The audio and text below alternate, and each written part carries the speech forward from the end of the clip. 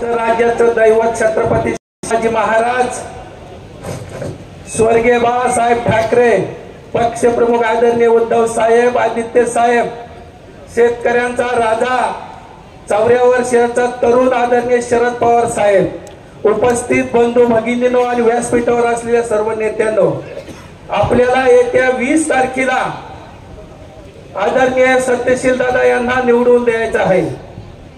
महाराष्ट्रामध्ये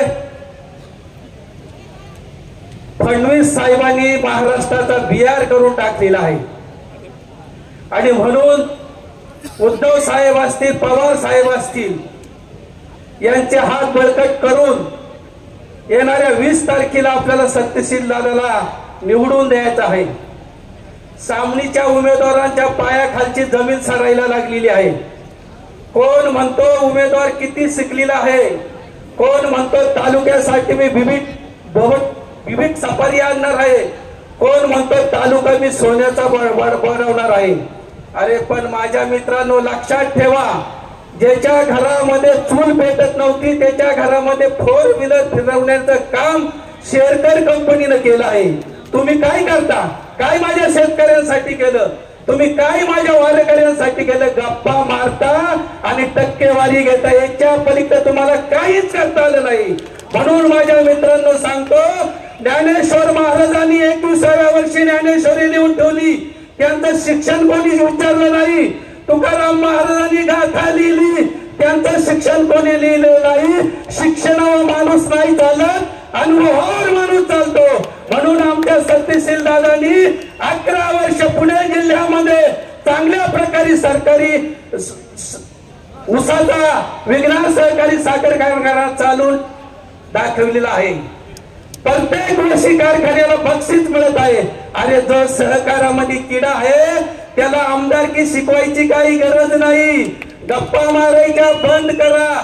ज्यांनी पवार साहेबांच्या पाठीत खंजीर खुपसलं त्यांना ह्या जुन्नर तालुक्यात कधीही थारा नाही।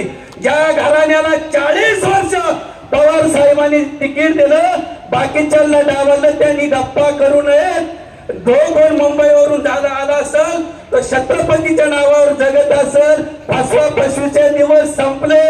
जुन्नर तालुका एकाच वेळेस माणसावाला डोक्यावर घेतो आणि लोकांना फसवल्यानंतर मुंडक्यावर टाकतो। कितीही फसवा फसवीचा कार्यक्रम केला तरी ह्या वेळेस सत्यशील शिवाय पर्याय नाही। माझ्या मित्रांनो, मी उद्धव बाळासाहेब ठाकरेचा निष्ठावंत शिवसैनिक आहे। वारकरी संप्रदाय महाराष्ट्र राज्याचा अध्यक्ष आहे। सकाळी 3 वाजता उठतो आणि प्रत्येक काकड्या भजाला मी भेट देतो।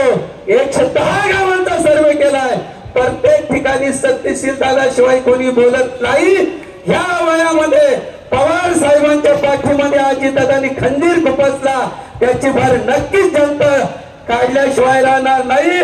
फडणवीस 288 आमदारांना तुम्ही बैल बनवलं, खेळवायचं काम झालं आणि महाराष्ट्राचं वाटोळं केलं।